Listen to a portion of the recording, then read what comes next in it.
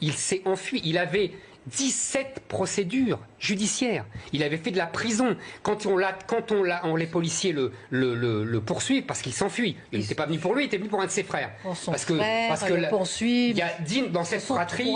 Trois gendarmes ont été quand même sur son corps. Ah, non. C'est ce que les gendarmes eux-mêmes ont dit dans leur. C'était pour son corps parce qu'il s'enfuyait. Oui. Ah oui. Oui, mais il est quand même mort à la suite de ça. Mais il est mort à la suite de ça. On n'est pas la justice, bien sûr. Pas dire. Mais bien sûr, mais je vous dis, les expertises prouvent que c'est pas les policiers. Pas toutes les expertises. Bah, les expertises de la justice. Excusez-moi, l'expertise de l'État. Bon. Et deuxièmement, je répète que ce type-là était un multirécidiviste, comme pas mal de membres de sa famille. Il y avait une fratrie à Beaumont-sur-Oise. C'est pas une raison. C'est pas une raison. Évidemment, c'est pas une raison. Moi, j'ai jamais dit que c'était une raison. Mais il n'empêche que ce n'est pas un saint. Ce n'est pas une victime, c'est quelqu'un qui s'est enfui alors qu'il arrive à la police, il avait de l'argent, je crois 1000 euros en liquide. Donc je continue. Oui, ça ne justifie pas, même s'il avait tué quelqu'un, ça ne justifie pas. Mais bien sûr, ça ne justifie pas. Mais ce que je veux dire, c'est qu'il est mort dans une intervention policière parce que simplement il avait provoqué cette intervention policière. C'est les risques du métier, si j'ose dire, c'est tout. Dire qui est ce George Floyd, parce que c'est pas un perdreau de l'année. Il a déjà fait 5 ans de prison pour agression à main armée. Il a été déjà auparavant en prison pour consommation de cocaïne. Donc, vous voyez, c'est pas un type comme ça qui se balade dans la rue innocemment. Le policier non plus, si vous permettez. Hein. Le policier, il était en prison, le policier. Non, mais 19 ans, il faut donner les deux. 19 ans de carrière et 18 plaintes contre lui, 2 lettres de réprimande et 18 relax. Très bien. J'ignorais ça, mais très bien, très bien. On continue. On continue. La mort de George Floyd n'a pas été déclenchée par la méthode, je ne sais pas comment on appelle ça, neck restraint, c'est ça en anglais. C'est-à-dire le fait pour le genou de tenir sur le cou. Sur le cou. Il n'est pas mort de ça d'après la première analyse. Il est mort de plusieurs faits. C'est-à-dire que d'abord, il avait un mauvais état de santé. Il était cardiaque, etc. Et deuxièmement, il a certainement pris des substances, puisqu'il était habitué de la cocaïne. D'ailleurs, on le voit sur les images, il ne marche pas très bien, même avant le fait que les policiers les brutalisent. Pour préciser, j'aimerais que vous précisiez votre pensée. Non, parce que ce que disent ces militants, qui ne sont pas nombreux. Ultra minoritaires, bien sûr. C'est ce que j'allais dire après, bien sûr. Oui, voilà. Ils disent en quelque sorte, il y en a qui disent on vous a donné la liberté. Et ces militants disent non, on l'a prise. C'est quoi la réalité? L'histoire n'est pas une science exacte, c'est sûr, mais c'est éternel ces questions. Il y a toujours eu des révoltes d'esclaves. Oui. Il y en a toujours eu. Spartacus. C'est connu comme... bon, c'est tout. Et pourtant, les Romains les ont massacrés.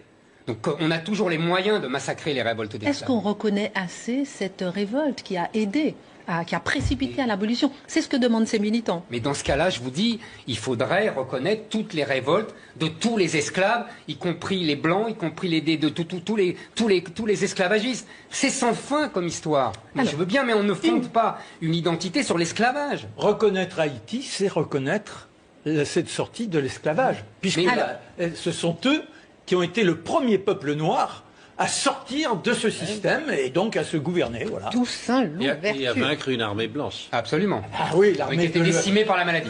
Oui, enfin, quand même. Commencé à voir sur les réseaux sociaux des images à Château-Rouge, à Barbès, dans certaines banlieues où beaucoup de gens refusaient d'obtempérer. Ou en province. Ou en province, dans les zones, dans les métropoles, etc. À Lyon, vous avez tout à fait raison, tout à fait.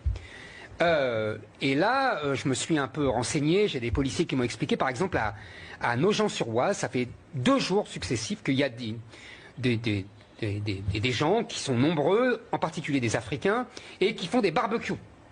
Et quand les policiers arrivent, ils se révoltent, ils les frappent, etc. Ils hurlent. De toute façon, c'est une maladie de blanc, on est protégé par Allah.